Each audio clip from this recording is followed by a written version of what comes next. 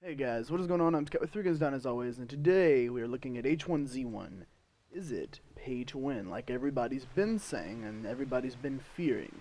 H1Z1 is a free-to-play, post-apocalyptic zombie survival MMO. It's made by Sony Online Entertainment, the people that have brought us Star Wars Galaxies, PlanetSide, and PlanetSide 2, and a few other games here and there. Now, most of their games are free-to-play, like PlanetSide and PlanetSide 2, and they tend to stick with that.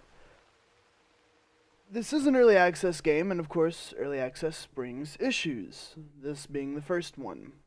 Once you use a character name, you can never use that character name again, so every time you log in, you have to reuse a character name, or make a different name. See, Guns 404, I've already used once. I already have a character on a server named Guns 404. If I go back to that server, I can't name my character Guns 404 again. I have to name it something else, and I can't access that character that's currently on the server, to my knowledge. I always have to start with a new character name. So that's kind of a pain in the ass that you have to change your name every single time you want to play in the game. That's an early bug that's going to be fixed. Let's go ahead and look at the marketplace, which is probably what everyone's most interested in. Now, to put this in reference, we're going to look at station cash here. Every 100 points of station cash actually cost 1 USD. That'll change depending on what countries you're in, but in the United States, 1 USD equals 100 station cash, which in my opinion makes some of these prices absolutely absurd.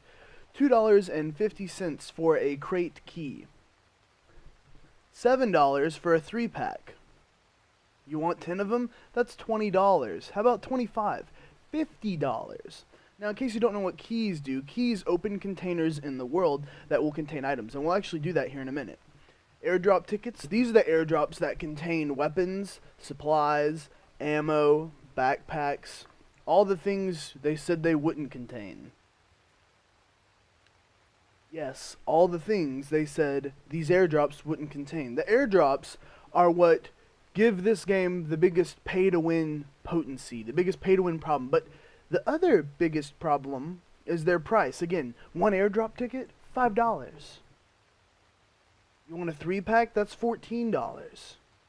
We actually do get an airdrop later. If you want to see what that looks like, you can stick around. Now, event tickets. I didn't know about these. They just recently came up. An event ticket lets you get into servers like Battle Royale or Special Times exclusive servers. They're events, and Battle Royale is considered an event.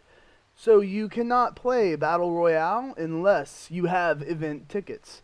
And yes, you have to buy those. Now, you do earn them slowly over time from playing the game, from my understanding. I don't know how fast that is, but you still have an opportunity there to buy them. And the fact that they are blocked off, the fact that the event is blocked off by tickets, it screams pay to play. You know, and it's supposed to be free to play. It's not free to play. What if I only like Battle Royale? So all I do is play Battle Royale. One day I run out of all the free to earn tickets. Now I have to buy tickets. So it's not a free to play game, like they said it would be. And on top of that, they're charging you for pay to win as well. Weapons and ammo and health kits. Now here I'm opening crates. I have 4 crates. I have only 1 key left. These crates you apparently can find around in the world. I've yet to see any yet. But you open these crates with these keys, and they give you different cosmetic items. They pop up in my account inventory. As far as I know, this is linked directly to my account and follows me from server to server. Now, what they do is they overlap items in my inventory. For instance, I'm wearing shirt and pants right now. I don't have a helmet or a backpack. So I can only overlap my shirt and pants. If I had a helmet, I could put the bike racing helmet on, or the aviator cap on, and replace it with that skin. So those items are purely cosmetic, and that's the way they should have gone with it. They also could have gone with cosmetic skins for your gun, much like Counter-Strike Go does. Now here in this instance, this is actually a airdrop that I called in about an hour later into the game.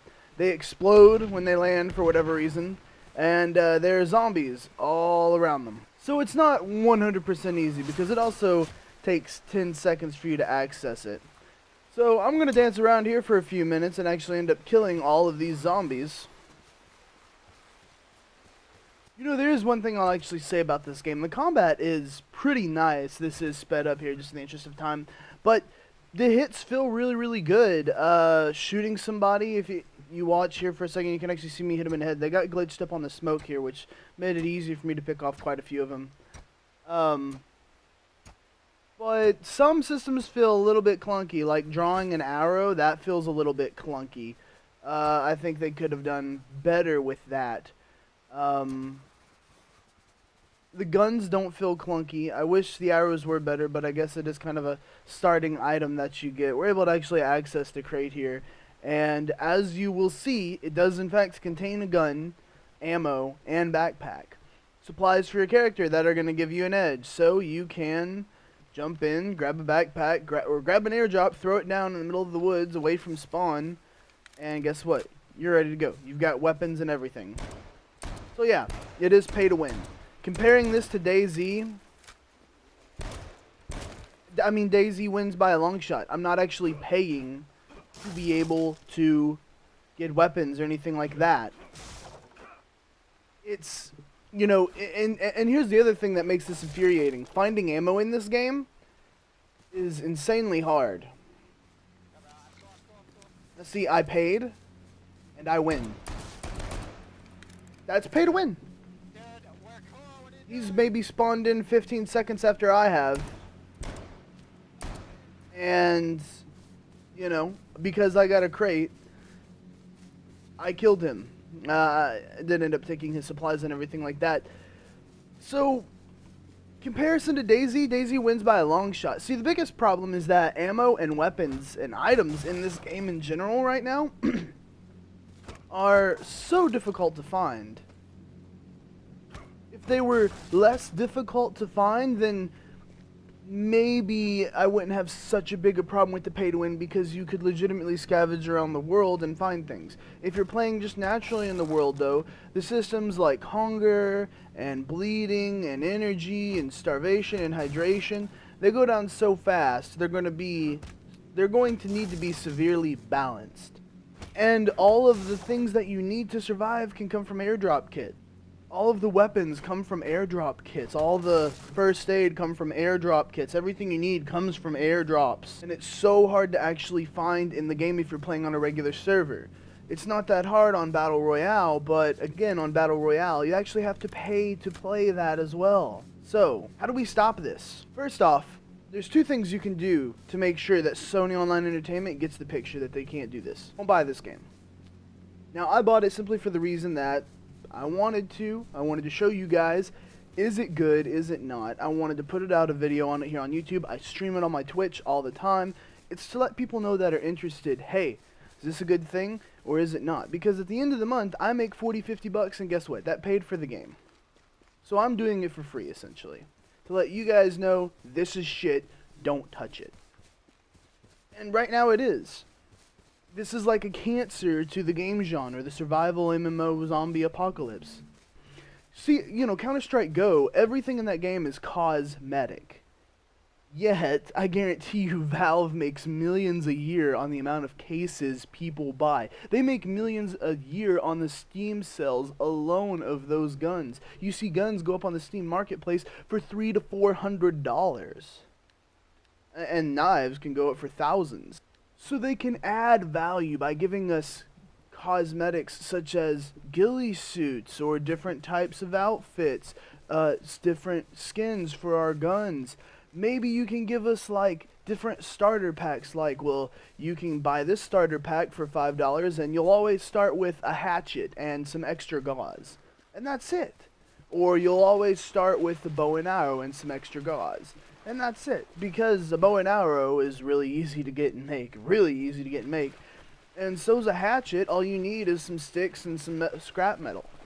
And so, instead of spending an extra 20 minutes when you first spawn, you could just go ahead and spawn with it. Tiny things like that that give you 5-10 minute head jumps when you spawn That's not a terrible thing. It just makes things slightly easier when you start, so you can go ahead and start grabbing supplies and start building a base and start scavenging more quickly and moving around instead of worrying about having to find sticks and bows and arrows. Little tiny things like that aren't going to give you advantages over players. Sure, you'll have a hatchet, but it's so easy for them to go out there and get a hatchet.